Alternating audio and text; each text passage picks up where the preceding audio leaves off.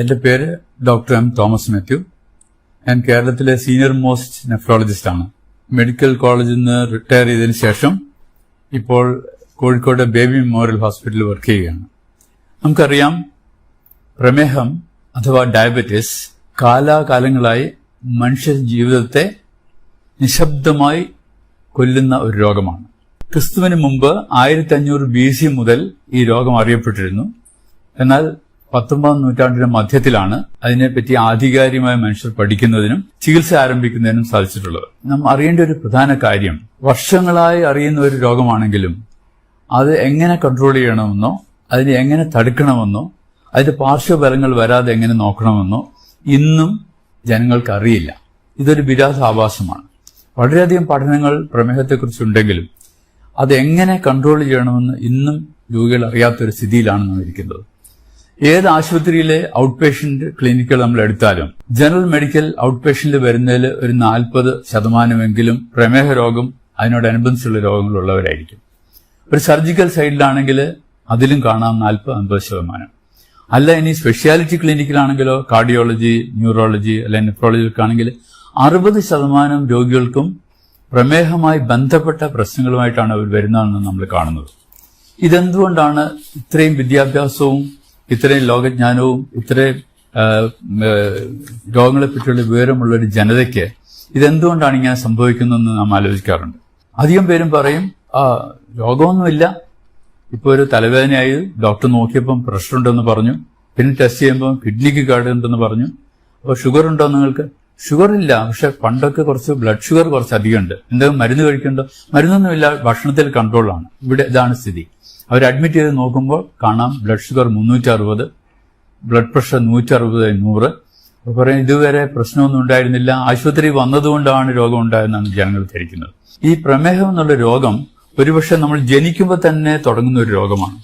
കുടുംബപരമായി അതല്ലെങ്കിൽ ജനിതക കാരണങ്ങൾ കൊണ്ട് ശരീരത്തിൽ നാം കഴിക്കുന്ന ഭക്ഷണത്തിൽ നിന്നുണ്ടാകുന്ന ഗ്ലൂക്കോസ് അഥവാ അന്നജം അത് ശരീരത്തിന് ഉപയോഗിക്കാൻ പറ്റാത്ത വിധത്തിൽ ആയിത്തീരുന്ന ഒരു സ്ഥിതിഗതികളാണ് പ്രമേഹം എന്ന് പറയുന്നത്. നമുക്കറിയാം 2 തരം പ്രമേഹമുണ്ട്, ടൈപ്പ് 1, ടൈപ്പ് 2. ടൈപ്പ് 1 പ്രമേഹം കുട്ടികളിലാണ് സാധാരണ ഉണ്ടാവുക. അവർക്ക് ഈ രക്തത്തിലെ ഷുഗറിനെ ഉപയോഗിക്കാൻ പറ്റാത്ത തരത്തിൽ ഇൻസുലിൻ ഉണ്ടാവുകയില്ല. ശരീരത്തിലെ ഇൻസുലിന്റെ അളവ് വളരെ കുറവായിരിക്കും. അതുകൊണ്ട് രക്തത്തിലെ ഷുഗർ ഇങ്ങനെ കൂടിക്കൂടി പ്രമേഹം എന്നുള്ള അവസ്ഥയിലേക്ക് വരും. അതേസമയം ടൈപ്പ് 2 അങ്ങനെയല്ല. അവർക്ക് ഇൻസുലിൻ ഉണ്ട്, പക്ഷെ ആ ഇൻസുലിൻ ശരീരത്തിലെ കോശങ്ങൾക്ക് ഉപയോഗിക്കാൻ വയ്യാത്തൊരു സ്ഥിതിയിലാണ് ഇരിക്കുന്നത്. അതാണ് ടൈപ്പ് 2. നമുക്ക് സാധാരണ കാണുന്ന പ്രായമായവരിൽ കാണുന്ന 90% ആളുകൾക്കും ടൈപ്പ് 2 പ്രമേഹമാണ്. ഈ പ്രമേഹം ഞാൻ നേരത്തെ പറഞ്ഞാൽ ഒരുപക്ഷെ ജന്മനാൽ തന്നെ ശരീരത്തിൽ തുടങ്ങിയിരിക്കും, പക്ഷെ ഒരു കാലഘട്ടത്തിലേ അത് പുറമേക്ക് കാണുകയുള്ളൂ. അതിന് വരുന്നതിന് മുമ്പ് തന്നെ പല പല ലക്ഷണങ്ങളുണ്ട്. ഒന്നാമത്, ശരീരത്തിന് ആവശ്യത്തിൽ കൂടുതലുള്ള വണ്ണം. ഒരാൾക്ക് എത്ര വണ്ണം വേണം നിങ്ങൾ ചോദിച്ചാൽ നമുക്ക് പറയാം, അത് ബോഡി മാസ് ഇൻഡെക്സ് കാൽക്കുലേറ്റ് ചെയ്യണം. ഒരാളുടെ വെയിറ്റും ഹൈറ്റും എടുത്തിട്ട്, ഹൈറ്റ് മീറ്റർ സ്ക്വയറിലും വെയിറ്റ് കിലോഗ്രാമിലും എടുത്തിട്ട് ആ വെയിറ്റിനെ ഹൈറ്റ് കൊണ്ട് ഹരിച്ചാൽ അത് 18നും 25നും ഇടയ്ക്കാണെങ്കിൽ ഒരു തൂക്കം ശരിയാണെന്ന് അർത്ഥം. 25നും 30നും ഇടയ്ക്കാണെങ്കിൽ അത് ശരീരത്തിന് തൂക്കം കൂടുതലാണ്, തടി, പൊണ്ണത്തടി. 30-ലധികമാണെങ്കിൽ മാരകമായ പൊണ്ണത്തടി. ഈ ശരീരത്തിന് തൂക്കം കൂടുന്നതനുസരിച്ചിട്ട് പ്രമേഹം ഉണ്ടാകാനുള്ള സാധ്യത വളരെ കൂടുതലാണ്. നമ്മളിപ്പോൾ ഇന്ത്യയിലെ കണക്കെടുക്കുകയാണെങ്കിൽ ഇന്ത്യയിലെ എല്ലാ ജനങ്ങളും നമ്മൾ നോക്കുമ്പോൾ 3%, 4% ആളുകൾക്കും ശരീരത്തിൽ ആവശ്യമുള്ളതിനേക്കാൾ തൂക്കം കൂടുതലാണ്. കേരളത്തിലാണെങ്കിൽ അടുത്ത കാലത്ത് നടന്ന പഠനങ്ങളൊക്കെ കാണിക്കുന്നത് 30% പേർക്കും ഓവർ വെയ്റ്റ്, തടി കൂടുതലാണ് ശരീരത്തിന്. ഈ തടി കൂടുതലാവുമ്പോൾ ശരീരത്ത് ഉണ്ടാവുന്ന ഗ്ലൂക്കോസ് ഉപയോഗിക്കപ്പെടാതെ ഇൻസുലിൻ കൊണ്ട് പ്രവർത്തിക്കാൻ സാധിക്കാത്ത തരത്തിൽ രക്തത്തിലെ ഷുഗറിന്റെ അളവ് കൂടിക്കൊണ്ടേയിരിക്കും. സോ അമിതമായ വണ്ണം, അമിതമായ ഭക്ഷണം, നമ്മൾ തോന്നിമാതിരി ഭക്ഷണം കഴിക്കുന്ന ഒരു കാലത്താണ് നാം ജീവിക്കുന്നത്. പണ്ട് കാലത്ത് കഴിച്ചിരുന്ന ഭക്ഷണ രീതി കംപ്ലീറ്റ് മാറി, ജീവിതശൈലി കൊണ്ടിട്ട് ഭക്ഷണരീതി മാറി. ഒരാൾക്ക് ഒരു ദിവസം വേണ്ടത് അയാളുടെ വെയിറ്റിനെ 20 അല്ലെങ്കിൽ 30 കൊണ്ട് ഗുണിച്ചാൽ കിട്ടുന്ന അത്ര കാലോറീസ് ആണ്. ഊർജം, നമ്മുടെ ശരീരത്തിന് ജോലി ചെയ്യാൻ വേണ്ടി ഊർജ്ജമാണ് ആവശ്യം. ആവറേജ് ഉള്ള ഒരാൾക്ക്, ഒരു 60 കിലോ വെയിറ്റ് ഉള്ള ആൾക്ക് ഏകദേശം 1400 തുടങ്ങി 1800 കലോറീസ് ആണ് ആവശ്യം. ഈ കലോറീസ് നമുക്ക് എങ്ങനെ കിട്ടും? നമുക്ക് ഭക്ഷണത്തിനെ 3 തരംതിരിക്കാം. ഭക്ഷണത്തിൽ പ്രധാനമായിട്ട് ഊർജ്ജം ലഭിക്കുന്നത് നമ്മൾ കഴിക്കുന്ന ധാന്യങ്ങൾ, അല്ല നമ്മൾ കഴിക്കുന്ന കൊഴുപ്പ്, നമ്മൾ കഴിക്കുന്ന പ്രോട്ടീൻ, ഈ 3 ഭാഗങ്ങളിൽ നിന്നാണ് നമുക്ക് ശരീരത്തിന് ആവശ്യമായുള്ള ഊർജ്ജം ലഭിക്കുന്നത്. ഈ ഊർജ്ജം നമുക്ക് ആവശ്യത്തിൽ അധികം കിട്ടിക്കഴിഞ്ഞാൽ അത് ശരീരത്തിന് ഉപയോഗിക്കാതെ അത് കൊഴുപ്പായി കൂടും, ഷുഗറായി രക്തത്തിൽ ഇങ്ങനെ ഓടി നടക്കും, ശരീരത്തിന്റെ അവയവങ്ങൾ കയറി പിടിക്കും. ഇത് വേറൊരു വലിയ സംഗതി എന്താണെന്ന് വെച്ചാൽ, ശരീരത്തിൽ ആവശ്യമുള്ള ഷുഗറിനേക്കാൾ കൂടുതൽ ഷുഗർ ഉണ്ടായാൽ അതിന്റെ ചയാപചയം, അതായത് മെറ്റബോളിസം ഒരു അസാധാരണ രീതിയിലേക്ക് പോകും. സാധാരണ ഷുഗർ മെറ്റബോളൈസ് ചെയ്യുന്നത് ശരീരത്തിന് ഊർജ്ജം ലഭിക്കാനാണ്. എന്നാൽ അധികമുള്ള ഷുഗർ, അതായത് അധികം നോക്കുമ്പോൾ നിങ്ങൾ ചോദിക്കുക എത്രയാണ് അധികം? അതായത് ഒരു ഫാസ്റ്റിംഗ് സ്റ്റേജിൽ ഒരാൾക്ക് ഷുഗർ വേണ്ടത് 100 മില്ലിഗ്രാമിൽ കുറവായിരിക്കണം. 80 തുടങ്ങി 100 ഫാസ്റ്റിംഗിൽ വേണ്ടത്. ഭക്ഷണം കഴിച്ച് 2 മണിക്കൂറിന് ശേഷം നോക്കുകയാണെങ്കിൽ അത് ഒരു 120-നും 140-നും ഇടയ്ക്കായിരിക്കും. അതിൽ കൂടുതലൊക്കെയാണ് അധികം ഷുഗർ എന്ന് പറയുന്നത്. അപ്പോൾ രക്തത്തിലെ ഷുഗർ അധികമായാൽ അത് ശരീരത്തിന് ഉപയോഗിക്കുന്നത് സ്വാഭാവികമായി ഉപയോഗിക്കുന്നതിന് പകരം അത് അബ്നോർമൽ പാത്വേയിൽ കൂടെ പോകും. 5 തരത്തിൽ ഈ ഗ്ലൂക്കോസ് മെറ്റബോളൈസ് ചെയ്തു പോകും. അത് ഈ 5 തരത്തിൽ പോകുന്ന മെറ്റബോളിസം ശരീരത്തിന് ഉപയോഗമില്ലാതെ ശരീരത്തിന് കേട് വരുത്തുന്ന രീതിയിലാണ് ആ മെറ്റബോളിസം നടത്തുന്നത്. അപ്പോൾ എന്ത് പറ്റും? ഈ ഷുഗർ ശരീരത്തിന് ഉപയോഗിക്കാതെ കൊഴുപ്പായി ലിവറിലേക്ക് പോയി അടിയും. ഫാറ്റി ലിവർ ഉണ്ടാവും. കൂടാതെ ഈ മെറ്റബോളിസം തെറ്റി വരുന്ന അസാധാരണമായുള്ള മെറ്റബോളിസം കൊണ്ടിട്ട് അതിലുണ്ടാവുന്ന ഘടകങ്ങൾ ശരീരത്തിലെ രക്തക്കുഴലിനെയും കോശങ്ങളെയും ഒക്കെ മാരകമായി അഫക്റ്റ് ചെയ്യും. അങ്ങനെ വലിയ രക്തക്കുഴലുകൾക്കും ചെറിയ രക്തക്കുഴലുകൾക്കും ഒക്കെ കേടുവന്ന് കാലക്രമേണ ആ ഒരു രോഗമായി മാറുകയാണ് ചെയ്യുന്നത്. ഈ ഷുഗർ കൂടിയുണ്ട്. ആവശ്യത്തിലധികം ഷുഗർ ശരീരത്തിലുണ്ടായാൽ അത് ശരീരത്തിന് ദോഷമാണ് എന്നുള്ള വാസ്തവം നമ്മൾ എപ്പോഴും അറിഞ്ഞിരിക്കും. ഷുഗർ കുറയ്ക്കുന്നത് ശരീരത്തിന് ആവശ്യമുള്ള ഊർജം കിട്ടാൻ വേണ്ടി മാത്രമുള്ള ഭക്ഷണം കഴിക്കുക. ഇപ്പോൾ ഒരു 1600 കാലറി വേണമെങ്കിൽ അത് ഒരു 3 തവണയായിട്ട് അത് ഡിവൈഡ് ചെയ്യണം. രാവിലെ ഒരു 350-400 കലോറി, രാത്രി അതുപോലെ 350-400 കലോറി, ഉച്ചയ്ക്ക് അതിന് ബാക്കിയുള്ള ഭക്ഷണം ക്രമീകരിക്കാൻ ലോക ആരോഗ്യ സംഘടനയും ഡയബറ്റിക് അസോസിയേഷനും ഒക്കെ കൂടി തീരുമാനിച്ചിരിക്കുന്ന ഒരു ഫുഡ് പ്ലേറ്റ് ഉണ്ട്. ആ ഫുഡ് പ്ലേറ്റ് എന്ന് പറഞ്ഞാൽ നമ്മൾ സാധാരണ ഒരു പ്ലേറ്റ് എടുത്താൽ അത് 4 നമ്മൾ ഡിവൈഡ് ചെയ്യണം, മാനസികമായി ഡിവൈഡ് ചെയ്യണം. അതിന്റെ പകുതി ഭാഗം പച്ചക്കറികൾ മാത്രമേ പാടുള്ളൂ. ആ പകുതി ഭാഗത്തിൽ അതിന്റെ പകുതി, അതായത് 1/4 ഭാഗം വേവിച്ച പച്ചക്കറികളും 1/4 ഭാഗം വേവിക്കാത്ത പച്ചക്കറികളും. അപ്പൊ 1/2 ഭാഗം അങ്ങനെ പോയി. മറ്റേ 1/2 ഭാഗത്ത് അതിന്റെ 1/4 ഭാഗത്തിൽ പ്രോട്ടീൻ അടങ്ങിയ സംഗതികൾ, അത് ഒന്നില് പയറ്, കടല, പരിപ്പ്, അല്ലെങ്കിൽ മീനോ അല്ലെങ്കിൽ മുട്ടയോ അതല്ലെങ്കിൽ ഇറച്ചിയോ. അതിന്റെ മറ്റേ 1/4 ഭാഗത്ത് ധാന്യങ്ങൾ, അതായത് 1 കപ്പ് ചോറ് അല്ലെങ്കിൽ 1 ചപ്പാത്തി അല്ലെങ്കിൽ 1 ദോശ അല്ലെങ്കിൽ 2 ഇഡ്ഡലി. അപ്പോൾ ആ ഫുഡ് പ്ലേറ്റിൽ അടങ്ങുന്ന സാധനം മെജോറിറ്റി പച്ചക്കറികളാണ്. ഈ പച്ചക്കറികളിൽ കാലറീസ് വളരെ കുറവാണ്. 100 ഗ്രാം പച്ചക്കറിക്ക് 15 കാലറി ഉണ്ടാവുള്ളൂ. അതേസമയം 100 ഗ്രാം ചോറിന് 350 കാലറിയാണ്. 1 ചപ്പാത്തിക്ക് ഏകദേശം 100 കാലറിയാണ്. 1 ദോശയ്ക്ക് 100-150 കലോറി. ഒരു മസാല ദോശയാണെങ്കിലോ 250 കലോറിയാവും. അപ്പൊ അത് നമ്മൾ അധികമായി കഴിക്കാതെ അതിന് പകരം കൂടുതൽ പച്ചക്കറികളും കുറച്ച് ധാന്യവും കുറച്ച് പ്രോട്ടീൻ അഥവാ മത്സ്യം അല്ലെങ്കിൽ മാംസം, പച്ചക്കറി കഴിക്കുന്നവർക്കാണെങ്കിൽ പയറ്, കടല, പരിപ്പ്, അങ്ങനെ ഫുഡ് പ്ലേറ്റ് നമ്മൾ 3 നേരത്തെ ഭക്ഷണം കഴിക്കുമ്പോൾ ആ പ്രിൻസിപ്പിൾ സ്വീകരിച്ചാൽ നമ്മുടെ ഷുഗർ കൂടാതിരിക്കും. അത് വെജിറ്റേറിയനായിട്ടും നോൺ വെജിറ്റേറിയനായിട്ടും ഐറ്റംസ് നമ്മൾ താരതമ്യപ്പെടുത്തും. ബാക്കി ഭക്ഷണങ്ങളിൽ നിന്ന് നമുക്ക് കിട്ടുന്നത് അന്നജം, അതായത് ധാന്യങ്ങൾ എന്ന് പറയുമ്പോൾ അരിയാവും, ഗോതമ്പാവും, പഴങ്ങളും, അധികം മധുരമില്ലാത്ത പഴങ്ങൾ, ഇതെന്നൊക്കെയാണ് മെയിൻ ആയിട്ടുള്ള 60%, 50% എനർജി കിട്ടുന്ന ഈ ഭക്ഷണത്തിനാണ്. അതേസമയം കൊഴുപ്പ് നിന്ന് കിട്ടുന്നത് വളരെ അധികമാണ്. 20%-എങ്കിലും കൊഴുപ്പ് നമുക്ക് കിട്ടണം, 20-25%. അപ്പൊ ഈ കൊഴുപ്പിന് എങ്ങനെയാണ് കിട്ടുക? കൊഴുപ്പ് നമ്മൾ ഉപയോഗിക്കുന്ന എണ്ണ, 1 സ്പൂൺ എണ്ണയിൽ ഏകദേശം 45-50 കലോറിയാണ്. അപ്പോൾ എണ്ണയുടെ അളവ് കുറയ്ക്കണം. അതുപോലെ തന്നെ പ്രോട്ടീനിന് ഒരു 20-25% കാലറീസ് പ്രോട്ടീന് ലഭിക്കണം.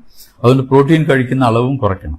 ഇങ്ങനെ നമ്മൾ കൺട്രോൾ ചെയ്താൽ നമ്മുടെ ഭക്ഷണ രീതി വളരെ കറക്റ്റ് ആവും. നമ്മുടെ ഷുഗർ കൂടില്ല, നമ്മുടെ പ്രമേഹത്തിന്റെ കോംപ്ലിക്കേഷൻ നമുക്ക് വരാതിരിക്കാൻ സാധിക്കും. ഇതൊക്കെ അറിയാമെങ്കിലും നാം വീണ്ടും അറിയാതെ ഭക്ഷണങ്ങൾ കൂടുതൽ കഴിച്ചു പോവുകയാണ്. അപ്പൊ നമ്മൾ ആവശ്യമില്ലാത്ത ഭക്ഷണങ്ങൾ, ഈ സ്നാക്സ് ഒക്കെ നിവൃത്തിയുള്ളത്തോളം ഒഴിവാക്കണം. എണ്ണക്കടികൾ ഒഴിവാക്കണം. പിന്നെ ഈ ഷുഗറുള്ള ആളുകൾ 3 നേരത്തെ ഭക്ഷണത്തിന് പുറമെ ഇടയ്ക്ക് 2 ലഘുഭക്ഷണം കൂടെ കഴിക്കുന്നത് നന്നായിരിക്കും. നമുക്ക് ഫൈബർ അടങ്ങിയ ബിസ്ക്കറ്റ് കഴിക്കാം, അല്ലെ ആരോ റൂട്ട് ബിസ്ക്കറ്റ് കഴിക്കാം, അല്ലെ ചിലപ്പോൾ അധികം എണ്ണയും മെഴുക്കുമില്ലാത്ത ഭക്ഷണങ്ങൾ കഴിക്കാം, അല്ലെ ഒരു പകുതി ആപ്പിൾ കഴിക്കാം, പകുതി പേരയ്ക്ക കഴിക്കാം, 1 ഗ്ലാസ് ചായയോ അല്ലെങ്കിൽ കാപ്പിയോ കഴിക്കാം, മധുരം ഇടാതെ. ഇതൊരു ശീലം നമ്മൾ ഉണ്ടാക്കണം. മധുരം ഉപയോഗിക്കാതെ ഭക്ഷണങ്ങൾ കഴിക്കാനുള്ള ശീലം. അതുപോലെ ഏറ്റവും പ്രധാനമുള്ള കാര്യമാണ് ശരീരത്തിന് വ്യായാമം. ഒരു അരമണിക്കൂർ ആഴ്ചയിൽ 5 ദിവസം വ്യായാമം ചെയ്യുന്നത് ഏറ്റവും പ്രധാനമാണ്. പ്രത്യേകിച്ച് 35 വയസ്സിന് ശേഷമുള്ളവർ ഈ വ്യായാമം ചെയ്യുമ്പോൾ ശരീരത്തിന് ആവശ്യമുള്ള ഊർജം അത് ഉപയോഗിച്ചു പോകും. അപ്പോൾ ആവശ്യമില്ലാതെ ഊർജം ശരീരത്തിൽ കെട്ടിനിൽക്കില്ല. ഈ വ്യായാമം ചെയ്യുമ്പോൾ ആ ഊർജം അതിനായിട്ട് ഉപയോഗിച്ചു പോകും. അങ്ങനെ നമ്മുടെ ശരീരത്തെ നല്ല ആരോഗ്യസ്ഥിതിയിൽ മെയിൻറ്റെയിൻ ചെയ്യാൻ സാധിക്കും. ഇങ്ങനെയൊക്കെ ചെയ്താലും ജനിതകമായി ഉണ്ടാകുന്ന ഡയബറ്റീസ് വരാതിരിക്കില്ല. വന്നു കഴിഞ്ഞാൽ നമ്മൾ അതിനുള്ള മരുന്നുകൾ കൃത്യമായിട്ട് എടുക്കും. ഡോക്ടറെ സമീപിച്ച് ആ മരുന്നുകൾ എന്ത് വേണമെന്ന് ചോദിച്ചാൽ ഡോക്ടർ പറഞ്ഞുതരും. അതനുസരിച്ച് മരുന്ന് ഉപയോഗിക്കാം, ഗുളികൾ ഉപയോഗിക്കാം. അത് പോരാതെ വരികയാണെങ്കിൽ വരുന്ന സന്ദർഭങ്ങളിൽ നമുക്ക് ഇൻസുലിൻ ഉപയോഗിക്കാം. അങ്ങനെ ഷുഗർ കൺട്രോൾ ചെയ്യാം. അപ്പോൾ നിങ്ങൾ ചോദിക്കും, ഷുഗർ കൺട്രോൾ ചെയ്യാൻ ഭക്ഷണം മാത്രം നോക്കിയാൽ പോരാ. ഭക്ഷണത്തിന് ഒരു പരിധിവരെ മാത്രമേ ഷുഗറിനെ കൺട്രോൾ ചെയ്യാൻ പറ്റുള്ളൂ. അതിൽ കൂടുതൽ കൺട്രോൾ വേണമെങ്കിൽ മരുന്ന് വേണം എന്നുള്ളത് തീർച്ചയാണ്. ആ മരുന്നിന് പുറമെ വ്യായാമം, റെഗുലർ ചെക്കപ്പ് ഇതൊക്കെ വേണം. ആഴ്ചയിൽ 1 പ്രാവശ്യമെങ്കിലും രക്തത്തിലെ ഷുഗർ ടെസ്റ്റ് ചെയ്യണം. അതനുസരിച്ചിട്ട് മരുന്നുകളുടെ അളവ് വ്യത്യാസപ്പെടുത്താം. അതുകൊണ്ട് ഈ പ്രമേഹം കൊണ്ടിട്ട് ബാക്കി കോംപ്ലിക്കേഷൻ വരാതെ നമ്മൾ ശ്രദ്ധിക്കണം. ശരീരത്തിന്റെ എല്ലാ അവയവങ്ങളെയും, എല്ലാ ഭാഗങ്ങളെയും, ആന്തരിക ഭാഗങ്ങളെയും ബാഹ്യമായിട്ടുള്ള ഭാഗങ്ങളെയും മുഴുവൻ മാരകമായി പിടിക്കുന്ന ഒരു രോഗമാണ് പ്രമേഹം. പക്ഷെ ഒരാൾക്ക് ഇതെല്ലാം വരണമെന്നില്ല. ചില ആളുകൾക്ക് ഒരു പക്ഷേ കിഡ്നിയുടെ രോഗമായിരിക്കും കൂടുതൽ, വേറൊരാൾക്ക് ഹൃദയരോഗത്തിനായിരിക്കും കൂടുതൽ, വേറൊരാൾക്ക് ഞരമ്പിന്റെ രോഗമായിരിക്കും കൂടുതൽ. അപ്പോൾ ആർക്കാണ് എന്താണ് വരിക എന്നുള്ളത് നമുക്ക് തിരിച്ചപ്പെടുത്താൻ പറ്റില്ല. പക്ഷെ ഒരു കുടുംബത്തിൽ ഒരു വ്യക്തിക്ക് ഷുഗർ വന്നിട്ട് കിഡ്നി സംബന്ധിച്ച രോഗമുണ്ടെങ്കിൽ മറ്റു ആളുകൾക്കും ആ രോഗം വരാൻ, കിഡ്നി സംബന്ധിച്ചുള്ള രോഗം വരാൻ സാധ്യതയുണ്ടെന്ന് നാം അറിഞ്ഞിരിക്കണം. അതുപോലെ തന്നെ ഒരാൾക്ക് കാലിലെ ഞരമ്പിന് കേടുവന്ന് ഒരു വിരൽ മുറിക്കുകയൊക്കെ ചെയ്യേണ്ടി വന്നാൽ നാം അങ്ങനെ ആളുകളെ കാണാറുണ്ട്. അവരുടെ കുടുംബത്തിലുള്ള മറ്റാളുകൾക്കും ഇങ്ങനെ വരാൻ സാധ്യതയുണ്ടെന്ന് നാം പറഞ്ഞിരിക്കണം. ഇപ്പോൾ ഉള്ള കണക്കനുസരിച്ചിട്ട് നമ്മുടെ ലോകത്തിലെ ഇന്ത്യ രാജ്യത്തിനാണ് 2ാം സ്ഥാനം ഷുഗറുള്ള ആളുകളുടെ. ആ ഇന്ത്യ രാജ്യത്തിൽ തന്നെ കേരളത്തിലാണ് 1ാം സ്ഥാനം. ഇതെന്തുകൊണ്ട് ഇങ്ങനെ വരുന്നു എന്നുള്ളതിന് ഒരുപാട് പഠനങ്ങളുണ്ട്. ഒരുപക്ഷെ നമ്മുടെ ജനിതക മാറ്റം കൊണ്ടായിരിക്കാം, അല്ലെങ്കിൽ നമ്മുടെ ജീവിത ശൈലി മാറ്റങ്ങൾ കൊണ്ടായിരിക്കാം, അല്ലെങ്കിൽ അടുത്ത കാലങ്ങളിലുണ്ടായ ഫുഡ് ഹാബിറ്റ്സിന്റെ മാറ്റങ്ങൾ കൊണ്ടായിരിക്കാം. അപ്പോൾ ഇങ്ങനെ വരുന്ന ഷുഗർ ഭാവിയിൽ ഈ ഇൻസുലിനൊക്കെ ഉള്ളതുകൊണ്ട് ജീവിത ദൈർഘ്യം കൂടും. ജീവിത ദൈർഘ്യം കൂടുന്തോറും ഈ രോഗത്തിന്റെ കോംപ്ലിക്കേഷൻ കൂടുതൽ വന്നുകൊണ്ടിരിക്കുകയാണെന്ന് നാം മറക്കരുത്. അപ്പോൾ ഈ കോംപ്ലിക്കേഷൻ വരാതിരിക്കണമെങ്കിൽ കൃത്യമായി നമ്മളിതൊക്കെ നോക്കി വെച്ചിരിക്കണം. ഏതൊരു പ്രായം ആയ ആളും, 30 വയസ്സിന് കഴിഞ്ഞ ആളും വർഷത്തിൽ ഒരിക്കലെങ്കിലും അവരുടെ ബ്ലഡ് ഷുഗർ നോക്കണം. ബ്ലഡ് ഷുഗർ നോക്കുമ്പോൾ അത് വേണ്ടതിലധികമാണെന്ന് കണ്ടാൽ തീർച്ചയായും ഡോക്ടറെ സമീപിച്ച് അവരുടെ വെയിറ്റ് മനസ്സിലാക്കണം. വെയിറ്റ് അനുസരിച്ചിട്ട് അത് ക്രമീകരിക്കണം, ഭക്ഷണ രീതി ക്രമീകരിക്കണം. നാം ഒന്ന് രണ്ട് നമ്പേഴ്സ് ഓർത്തിരിക്കുന്ന എപ്പോഴും നല്ലതാണ്. Number 30, number 40, number 70, number 80, number 90. നമ്മൾ ചോദിക്കും ഇതെന്താ നമ്പർ? നമ്മുടെ 40 എന്ന് പറഞ്ഞാൽ ആണുങ്ങളുടെ കഴുത്തിന്റെ ചുറ്റളവാണ്. കഴുത്തിന്റെ ചുറ്റളവ് 40 കൂടിയാൽ പ്രമേഹം വരാനുള്ള സാധ്യത കൂടുതലാണ് ചുരുക്കം. അത് സ്ത്രീകൾക്കാണെങ്കിൽ 30 ഇഞ്ച് കൂടുതലാണെങ്കിൽ അതും പ്രമേഹം വരാൻ സാധ്യതയാണ്. പിന്നെ നിങ്ങൾ ചോദിക്കുക എന്താ 70% ആളുകൾക്കും പ്രമേഹമുള്ളവർക്ക് കോംപ്ലിക്കേഷൻസ് വരും. അപ്പോൾ ഒരു പ്രമേഹമുള്ള ആൾക്ക് കോംപ്ലിക്കേഷൻ ഉണ്ടാകാൻ സാധ്യത വളരെ കൂടുതലാണെന്ന് ഓർക്കണം. 80 എന്താ? 80 എന്ന് പറഞ്ഞാൽ നമ്മുടെ വയറിന്റെ ചുറ്റളവ്, പുക്കിളിന്റെ സൈഡിൽ കൂടി വയറിന്റെ ചുറ്റും ഒന്ന് മെഷർ ചെയ്താൽ 80 സെന്റിമീറ്റർ സ്ത്രീകൾക്കും 90 സെന്റിമീറ്റർ ആണുങ്ങൾക്കും. അത് കൂടുതലാണെങ്കിൽ അവർക്ക് പ്രമേഹം ഉണ്ടാകാനുള്ള സാധ്യത വളരെ കൂടുതലാണ്. അവരുടെ തടി വളരെ കൂടുതലാണെന്ന് നാം ഓർക്കണം. 90 കൂടുതലുള്ള പുരുഷന്മാരും 80 കൂടുതലുള്ള സ്ത്രീകളും വളരെ വളരെ വളരെ ശ്രദ്ധിക്കണം. അത് കുറയ്ക്കുന്നത് നമ്മുടെ ഭക്ഷണത്തിൽ കൂടിയും എക്സസൈസിൽ കൂടിയും ഒക്കെയാണ്. അതിന് ബുദ്ധിമുട്ടുള്ള കാര്യമല്ല. കൂടാതെ വേറെ ചില നമ്പേഴ്സ് നമ്മൾ ഓർക്കണം. രക്തസമ്മർദ്ദം, പ്രമേഹം ഒക്കെ കൂട്ടാളികളാണ്, ഒരുമിച്ചാണ് അവർ പോവുക. 30 വയസ്സ് കഴിഞ്ഞാൽ തീർച്ചയായും രക്തസമ്മർദ്ദം നമ്മൾ നോക്കിയിരിക്കണം. അതൊരു നിശബ്ദ കൊലയാളിയാണ്. യാതൊരു സൈൻസും സിംറ്റം ഇല്ലാതെ പെട്ടെന്ന് ഒരു ദിവസം ബ്രെയിൻ അറ്റാക്ക് വരും, അല്ലെങ്കിൽ ഹാർട്ട് അറ്റാക്ക് വരും, അല്ലെങ്കിൽ കിഡ്നി ഫെയിൽ ചെയ്യും. അപ്പോഴാണ് അറിയുന്നത് പ്രഷർ 200/120 ആണെന്നുള്ള കാര്യം. നോർമലായിട്ട് ഒരാൾക്ക് 140/80 ആണ് ബ്ലഡ് പ്രഷർ. അതിൽ കൂടുതലുണ്ടെങ്കിൽ അതിന്റെ കാരണം എന്താണെന്നും അതിന്റെ ട്രീറ്റ്മെന്റ് എന്താണെന്നും നമ്മൾ തീരുമാനിക്കും. ഇപ്പൊ ആശുപത്രിയിൽ പോകുമ്പോൾ നമ്മൾ കാണുന്ന രോഗികൾ വരും. അപ്പോൾ ഡോക്ടറെ എനിക്ക് കാല് വേദനയാണ്, മുട്ടുവേദനയാണ്, കാല് തരിപ്പുണ്ട്, അല്ലെങ്കിൽ നമുക്ക് വേറെ എന്തെങ്കിലും അസുഖം ഉണ്ടോ എന്ന് ചോദിച്ചാൽ അസുഖമൊന്നും ഇല്ല എന്ന് പറയും. പിന്നെ ചോദിച്ചു വരുമ്പോഴാണ് തരുന്നത് 20 വർഷമായിട്ട് പ്രമേഹ രോഗമുണ്ട്, 15 വർഷമായിട്ട് രക്തസമ്മർദ്ദമുണ്ട് എന്ന് അവർ പറയുന്നു. ഒരു 50 വർഷമായ രോഗികളെ കണ്ട് പരിചയമുള്ള എനിക്ക് നിങ്ങളോട് പറയാനുള്ള ഒരു പ്രധാന കാര്യം അതാണ്. ഡോക്ടർമാരെ സമീപിക്കുമ്പോൾ നിങ്ങളുടെ രോഗത്തിന്റെ മുമ്പുകൂട്ടിയുള്ള വിവരങ്ങൾ തീർച്ചയായും പറഞ്ഞിരിക്കണം. അതല്ലെങ്കിൽ ചികിത്സ തെറ്റും, മരുന്ന് തെറ്റും, ഡോക്ടർ കൺക്ലൂഷൻ തെറ്റിപ്പോകും. അത് നിങ്ങൾക്ക് തന്നെ ബുദ്ധിമുട്ടാവും. അപ്പോൾ അവനവർക്കുള്ള രോഗത്തെപ്പറ്റി നാം അറിഞ്ഞിരിക്കണം. അത് മറ്റുള്ള ഡോക്ടർമാരടുത്ത് പറയാൻ മടി കാണിക്കരുത്. ഡോക്ടർ ഇങ്ങനെ ചോദിച്ച് സമയം എടുത്തിട്ട് കണ്ടുപിടിക്കുന്ന ഒരു കാര്യമല്ല. നമ്മുടെ രോഗത്തെപ്പറ്റി, നമ്മുടെ ശരീരത്തിന്റെ സ്ഥിതിയെപ്പറ്റി നമ്മൾ എപ്പോഴും ബോധവാന്മാരായിരിക്കണം. പിന്നെ നാം അറിയണം, ഈ പ്രമേഹം എത്ര സൂക്ഷിച്ചാലും കുറച്ച് കൂടുതലായി വരുന്ന രോഗമാണ്. 60% ആളുകൾക്കും കിഡ്നി രോഗം ആയി മാറാം. കിഡ്നി രോഗം പ്രമേഹത്തിന്റെ കൂടെ വരാം. Diabetic nephropathy. 50% ആളുകൾക്കും ഹാർട്ട് ഡിസീസ് വരാം. ഏകദേശം 50% 60% ആളുകൾക്ക് ന്യൂറോപ്പതി വരാം, ഞരമ്പിന്റെ കോംപ്ലിക്കേഷൻ വരാം. ഇങ്ങനെയൊക്കെ ഉണ്ടാവുന്ന ഒരു രോഗം. കണ്ണിന് കേട് വരും വളരെയധികം പേർ. അപ്പോൾ കണ്ണിന് കേട് വരും, ലേസർ അടിക്കും. ഇതൊക്കെ രോഗികൾക്ക് ഉണ്ടാകുന്ന സംഗതികളാണ്. പക്ഷെ അവർ പറയാറില്ല. പിന്നെ ചോദിച്ചു വരുമ്പോൾ ആ കണ്ണിന് ലേസർ അടിച്ചിരുന്നു 2 വർഷം മുമ്പെന്ന് പറയും. അപ്പോൾ അന്നേ ഷുഗർ ഉണ്ടെന്നുള്ള കാര്യം അവർ മറന്നുപോകുന്നു. ആ ഷുഗറിനെ കൺട്രോൾ ചെയ്യുന്ന കാര്യം മറന്നുപോകുന്നു. ഡോക്ടർമാർ പറയും നിങ്ങൾ ശരിക്കും ഷുഗർ കൺട്രോൾ ചെയ്യണം. എന്നാൽ എങ്ങനെ കൺട്രോൾ ചെയ്യണമെന്ന് അവർക്ക് അറിയുന്നില്ല.